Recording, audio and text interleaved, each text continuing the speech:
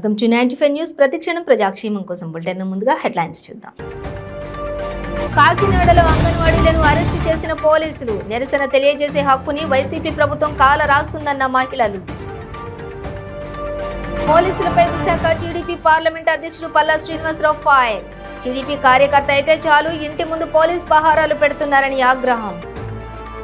Madanapalle TDP కార్యాలయం వద్ద relay దీక్షలు. సిఐడి అధికారులు జగన్మోహన్ రెడ్డికి అమ్ముడుపోయారని ఆరోపణ. మదనపల్లె కాంగ్రెస్ పార్టీ కార్యాలయంలో మీడియా సమావేశం. కక్షపూరితంగానే చంద్రబాబును అరెస్ట్ చేయించారని ఆగ్రహం. ఇక డీటెయిల్స్ చూస్తే కాకినాడలో అంగన్వాడీలను పోలీసులు అరెస్ట్ చేశారు. జగన్మోహన్ రెడ్డి ప్రభుత్వం రాజ్యాంగం కల్పించిన నిరసన తెలియజేసే హక్కుని కాలరాస్తుందని విమర్శించారు.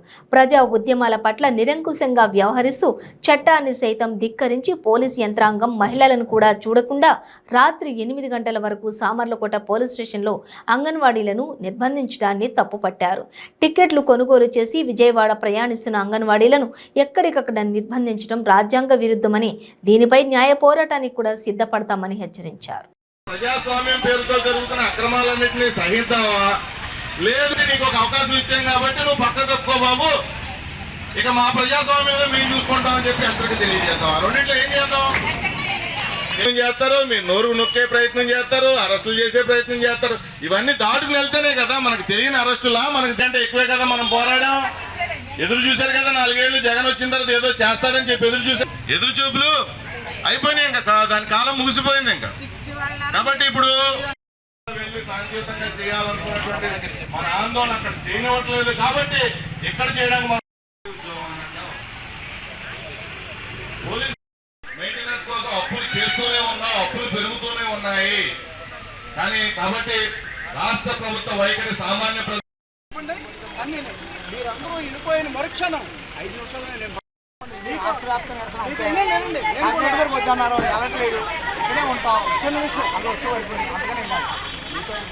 ఉంటానంటే ఉండండి, దీంట్లో డిస్కషన్ లేదు. కానీ నేను చెప్పేది వింటానంటే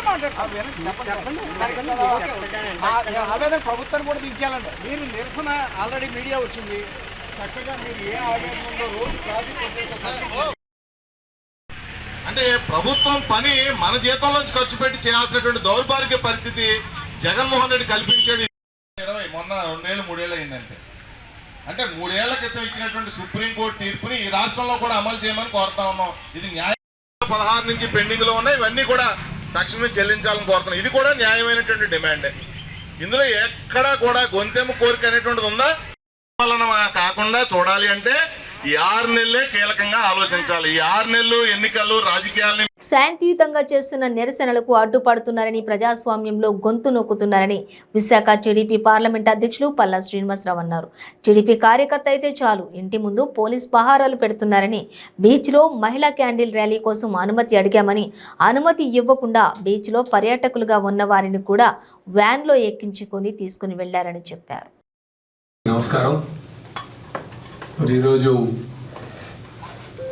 మా లీగల్ టీంతో మాట్లాడుకొని మరి ఈరోజు ఈ ప్రెస్ మీట్ చెప్పడం జరిగిందండి. ఈ ప్రెస్ మీట్ యొక్క ముఖ్య ఉద్దేశం ఏదైతే ప్రతిపక్షాలు నిరసన తెలియజేసేటప్పుడు ప్రజాస్వామ్యంగా చేసేటప్పుడు దాన్ని చేయనివ్వకంట ఈ ప్రభుత్వం చాలా దుర్మార్గంగా ప్రజాస్వామ్య విలువల్ని కాలు రాస్తూ అక్రమంగా అరెస్ట్ చేస్తూ ఈ ప్రజాస్వామ్యానికి విఘాతం కలిగించేటట్టుగా మరి చేసినటువంటి తీరుని ఖండిస్తూ ఈ ప్రెస్ మీట్ పెట్టడం జరిగిందని చెప్పి తెలియజేస్తున్నామండి. ఎప్పుడైనా ప్రజాస్వామ్యంలో ప్రతిపక్షాలు ఒకవేళ ప్రజల తరపున కావచ్చు, లేకపోతే హక్కులు కాలు రాసేటప్పుడు కానీ దాన్ని వ్యతిరేకిస్తుంటూ శాంతియుతంగా కావచ్చు నిరసన రూపంలో తెలియజేస్తున్నటువంటి సందర్భాలు ఉన్నాయి. దాన్నే ప్రజాస్వామ్యం అంటున్నాం. ప్రజాస్వామ్యం అంటేనే ప్రతిపక్షాలు నమ్మకం లేనప్పుడు, ప్రభుత్వం మీద నమ్మకం లేకపోయినప్పుడు కానీ, న్యాయం జరగదు అనుకున్నప్పుడు కానీ, అది ప్రజలకు ఎవరికి ఇబ్బంది కలిగించకుండా చేసేటువంటి సందర్భాలు మనకు స్వాతంత్రం వచ్చిన దగ్గర నుంచి కూడా చూస్తున్నాం. ఇదే కదా బ్రిటిష్ గవర్నమెంట్లో కూడా ఆ రోజు నిరసన తెలియజేసేవారు. కానీ అక్కడ కూడా ఇంకా చెప్పాలంటే బ్రిటిష్ గవర్నమెంట్ అయినా సరే ఒకవేళ నిరసన తెలియజేయడానికి ఇప్పుడు ఎవరైనా సరే అమర నిరాహార దీక్ష చేసినా సరే వాళ్ళకి అవకాశాలు కల్పించేవారేమో, నాకు అలాగే అనిపిస్తుంది. కానీ ఇక్కడ జగన్మోహన్ రెడ్డి గారు అధికారంకి వచ్చిన దగ్గర నుంచి కూడా ప్రజాస్వామ్య విలువలు కాలరాస్తూ ఏదో అంబేద్కర్ రాజ్యాంగం ఉంది, ఆ దొంగే దొంగ అని అరిచిన విధంగా వైసీపీ ప్రభుత్వం తీరు ఉందని టీడీపీ నియోజకవర్గ ఇన్ఛార్జ్ మాజీ ఎమ్మెల్యే దొమ్మలపాటి రమేష్ ఆరోపించారు. మదనపల్లి టీడీపీ కార్యాలయం వద్ద చేపట్టిన రిలే దీక్షలు 11వ రోజుకు చేరుకున్నాయి. ఈ కార్యక్రమంలో టీడీపీ నాయకులు దొమ్మలపాటి ఎస్ఎస్విరాజ్, భవానీ ప్రసాద్, శ్రీనివాసులు, ఆర్జే వెంకటేష్, మేకల రెడ్డి శేఖర్, ప్రభాకర్ తదితరులు ఈ కార్యక్రమంలో పాల్గొన్నారు. ఈ సందర్భంగా వారు మాట్లాడుతూ జగన్మోహన్ రెడ్డి కక్షపూరితంగానే చంద్రబాబు నాయుడిని అరెస్ట్ చేశారని పేర్కొన్నారు. ఈ రాష్ట్రంలోని సిఐడి అధికారులు జగన్మోహన్ రెడ్డికి అమ్ముడుపోయారు ఆరోపించారు. ప్రజలు అన్ని గమనిస్తున్నారని, ఈ అరాచక ప్రభుత్వానికి బుద్ధి చెబుతారని హెచ్చరించారు. గత 12 రోజులుగా మదనపల్లి నియోజకవర్గ ప్రజలైతేనేమి, కార్యకర్తలైతేనేమి అందరూ కూడా వివిధ రకాలైనటువంటి నిరసన కార్యక్రమాలను పాల్గొంటూ ఇప్పుడిప్పుడు మన చంద్రబాబు నాయుడు గారిని విడుదల చేస్తారని చెప్పి మన అందరం కూడా ఎదురు చూస్తున్నాం. అయ్యా, నిన్న పోలీస్ కస్టడీకి ఇస్తే సిఐడి కస్టడీలో చంద్రబాబు నాయుడు వాళ్ళని క్వశ్చన్ చేస్తానడా, వాళ్ళు చంద్రబాబు నాయుడు గారిని క్వశ్చన్ చేస్తున్నారా అనేది ప్రజలందరికీ కూడా ఓ సందేహం. వాళ్ళు ప్రిపేర్ చేసినటువంటి సమాధానాలు క్వశ్చన్లకు టక అని చెప్తా, వాట్ నెక్స్ట్ ఇంకేం చెప్పండి అని చంద్రబాబు నాయుడు గారు ఎదురు ప్రశ్నిస్తున్నారంటే అది చంద్రబాబు నాయుడు గారికి ఉండే నిజాయితీకి ఉన్నటువంటి పవర్, తప్పు చేయలేని తత్వానికి అది నిదర్శనం. అదే చంద్రబాబు నాయుడు గారు కానీ తప్పు చేసింటే వీళ్ళు అడిగే క్వశ్చన్లకు నడబడి ఇబ్బంది పడాల్సిన పరిస్థితి. ఇప్పుడు అడిగేవాడికి చెప్పేవాడు ఎప్పుడు కూడా లోకు అంట. కానీ ఇక్కడ నిన్న చంద్రబాబు నాయుడు గారు కస్టడీ చూస్తుంటే అడిగేవానికి చెప్పేవాడు టకటకడని చెప్తా అంటే చెప్పేవానికి అడిగేవాడు లోకు అయిపోయే పరిస్థితిగా కనపడతా ఉన్నాడు. అక్కడ కేవలం చూడాల్సింది ఏంటంటే పరిస్థితుల మీద, ఆనాటి పరిస్థితుల అవగాహన, ఆయన నిజాయితీత్వం ఆయన ఆ విధంగా చెప్పేట్టుగా నిన్న దోహదపడింది. ఒకటి మాత్రం జగన్మోహన్ రెడ్డి చంద్రబాబు నాయుడు గారి విలువను ప్రపంచానికి చాటిందానికి నీకు ఓ రకంగా అభినందిస్తాను. ఎందుకంటే తెలుగుదేశం కార్యకర్తలైనటువంటి మాకు 36 సంవత్సరాల నుంచి కూడా మేము కూడా ఉన్నాం. అందరము చంద్రబాబు నాయుడు గారు చాలా విలువైన వ్యక్తి అని తెలుసు, కానీ ఆ విలువ ప్రపంచంలో ఎంత అనేది మాకు కూడా పెద్దగా అవగాహన లేకుండా ఉండే. అటువంటి చంద్రబాబు నాయుడు గారి గురించి ప్రపంచంలో ఎంత విలువ ఉందో రోజు రోజుకు ఆయన అరెస్ట్ చేసి మీరు సునకానందం పొందుతూ ఉంటే, ఆయన శిఖరం మాదిరిగా పెరిగిపోతూ ఉంటే ఆంజనేయునికి తన బలం తనకు తెలియదంటారు.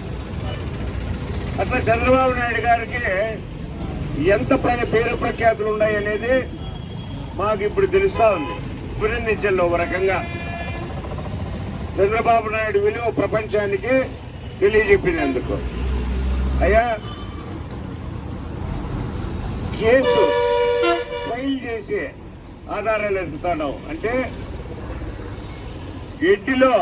గడ్డి వామిలో సూది ఎదికిన చిన్నంగా ఉంది నీవు చంద్రబాబు నాయుడు గారి అరెస్ట్.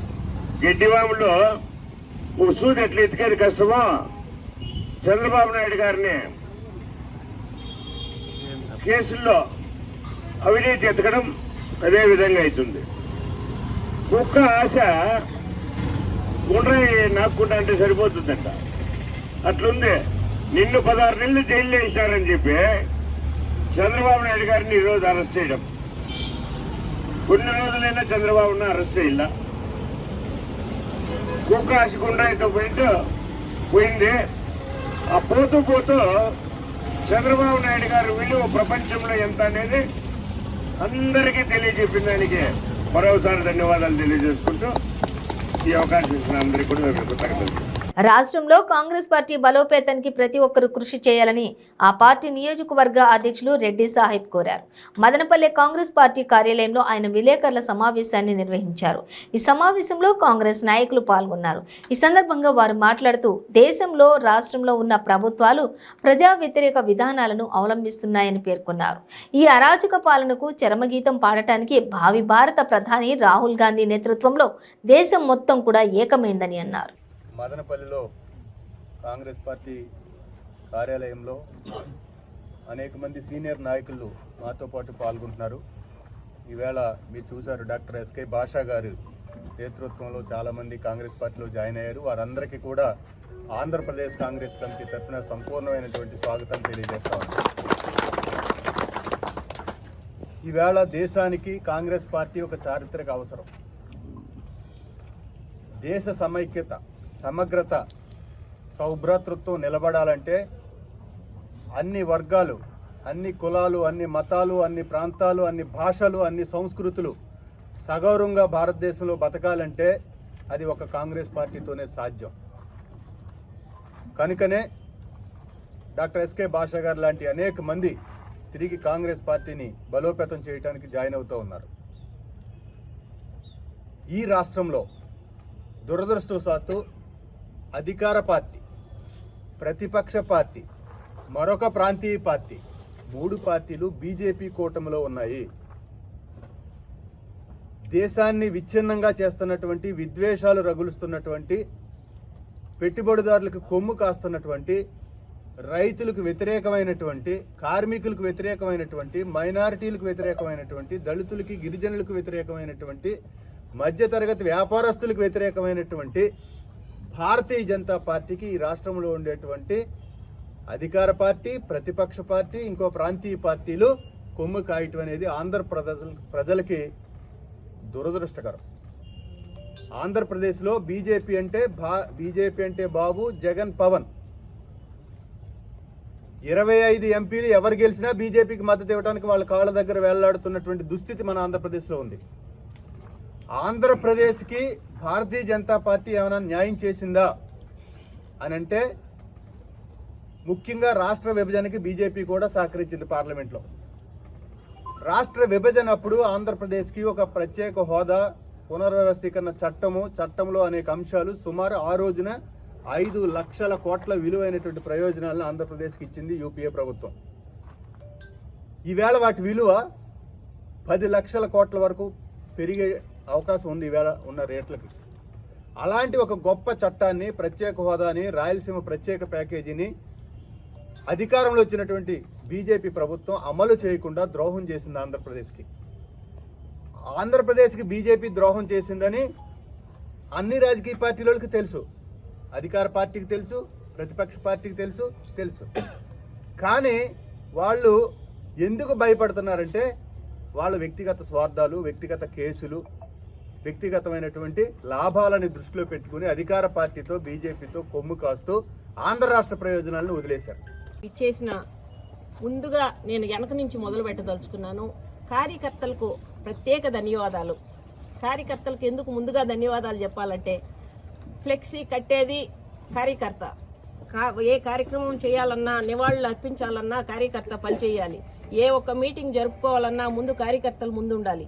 అదే ఢిల్లీ లెవెల్ నాయకులు కాదు కదా, ముందు గల్లీలో పనిచేశారంటే ఢిల్లీ వరకు కూడా వెళ్ళగలం.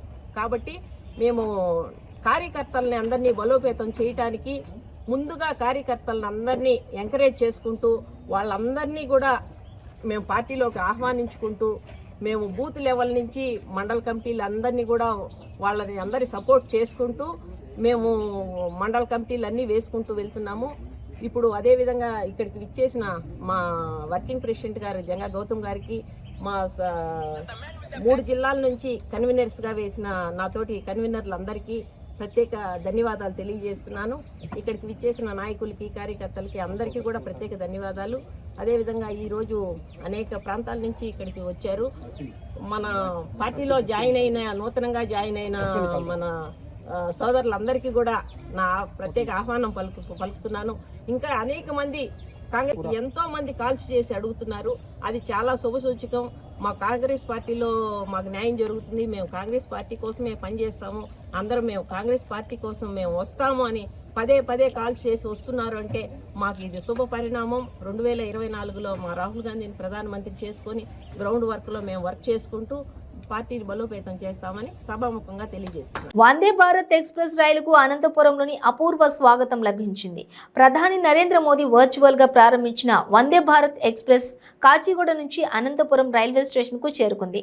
MP Talari Rangaiah, Zilla Parishad chairperson Girijamma, mayor Waseem, BJP జిల్లా అధ్యక్షులు శ్రీనివాసులు, మహిళా మోర్చా రాష్ట్ర ఉపాధ్యక్షురాలు సుమతి సుర్తాని, ప్రజలు, విద్యార్థులు రైల్వే స్టేషన్ కు చేరుకుని రైలుకు ఘన స్వాగతం పలికారు. ఈ సందర్భంగా కొందరు త్రివర్ణ పతాకం ఎగరవేసి జాతీయవాదాన్ని ప్రదర్శించారు. ప్రజాప్రతినిధులు, అధికారులు రైలు వద్ద గ్రూప్ ఫోటోలు దిగారు. ప్రయాణికులు, భారీగా తరలివచ్చిన సందర్శకులు సెల్ఫీలు కూడా దిగడం ఆనందం పంచుకున్నారు. ఇక స్వదేశీ పరిజ్ఞానంతో రూపొందించిన వందే భారత్ రైళ్లలో ప్రయాణం చేస్తే సమయం ఆదా అవుతుందని, వీటిని ఆదరించాలని MP Rangaiah, ZP chairperson Girijamma కోరారు.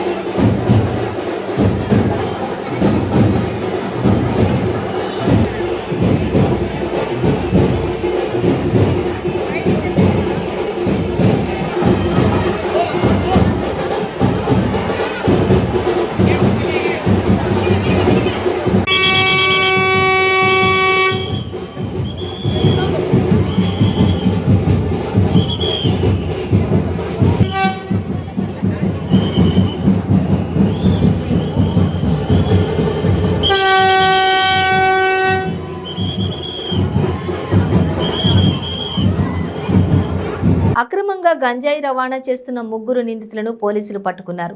వారి వద్ద నుంచి 6 కేజీల గంజాయి కారును స్వాధీనం చేసుకున్నారు.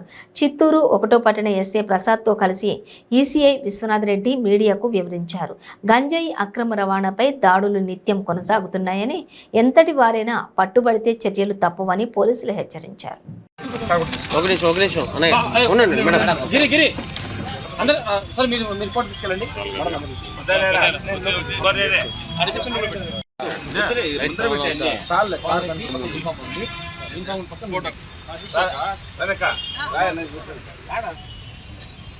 ఓకే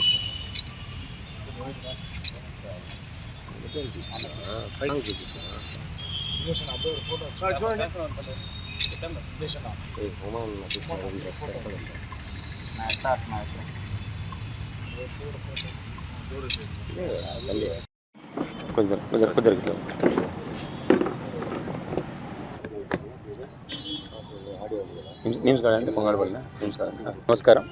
ఈరోజు చిత్తూరు టౌన్ నందు కొంగారెడ్డిపల్లి ఏరియాలోని నీమ్స్ గార్డెన్ వద్ద గంజాయి అమ్ముతున్న 3 వ్యక్తులని పట్టుకొని వారి దగ్గర నుంచి సుమారు 4.5 కేజీల గంజాయి స్వాధీనం చేసుకోవడం జరిగింది.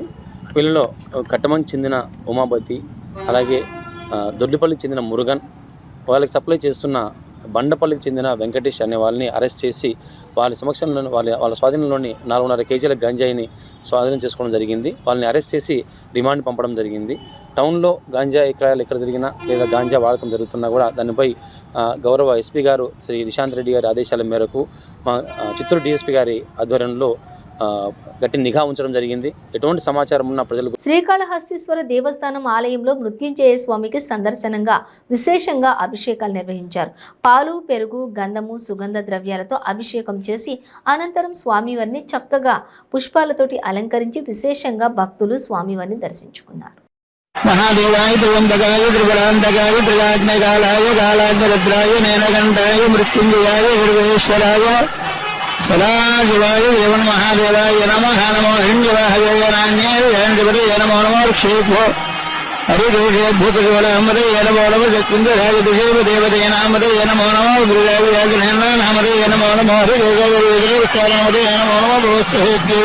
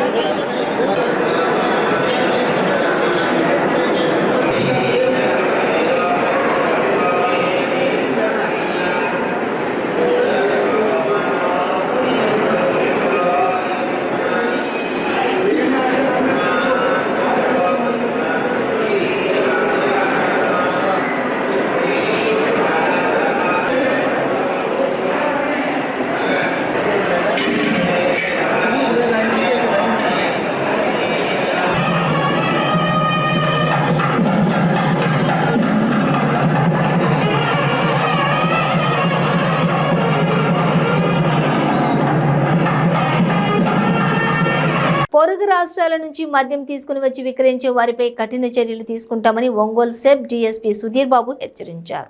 ప్రకాశం జిల్లా సింగరాయకొండ సెబ్ కార్యాలయం వద్ద ఒంగోలు సెబ్ సిఐ లతా ఆధ్వర్యంలో నిర్వహించిన విలేకరుల సమావేశంలో గోవా నుంచి మద్యం సీసాలు తీసుకొచ్చి మండలంలో విక్రయిస్తున్నటువంటి 5 నిందితుల వివరాలను వెల్లడించారు. జరుగుమల్లి మండలం కే బిట్రగుంట గ్రామానికి చెందిన మాధవి అనే మహిళ ఏడాది కాలంగా గోవా నుంచి అక్రమంగా మద్యం తీసుకుని వచ్చి సింగరాయకొండ పరిసర ప్రాంతాల్లో గొలుసు దుకాణాలు ఏర్పాటు చేసి తన అనుచరులతో కలిసి అధిక ధరలకు విక్రయిస్తున్నట్లుగా తెలిపారు. ఆమె వారం రోజుల క్రితం నుంచి తన నివాసంలో గోవా నుంచి భారీగా మద్యం తీసుకుని వచ్చి విక్రయిస్తున్నారనే సమాచారంతో సింగరాయకొండ సెబ్ ఎస్ఐ దయాకర్ సిబ్బందితో దాడి చేశారు.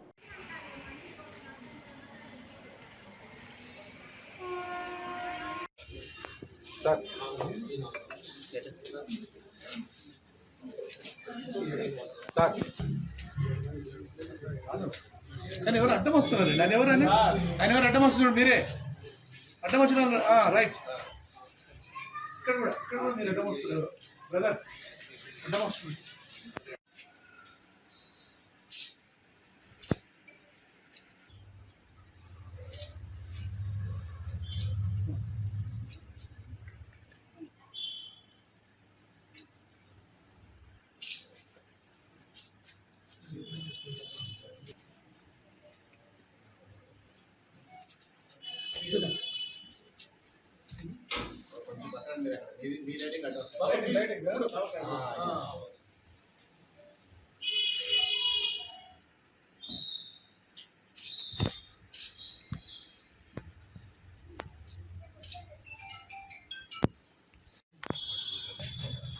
సుధీర్ బాబు సుధీర్ బాబు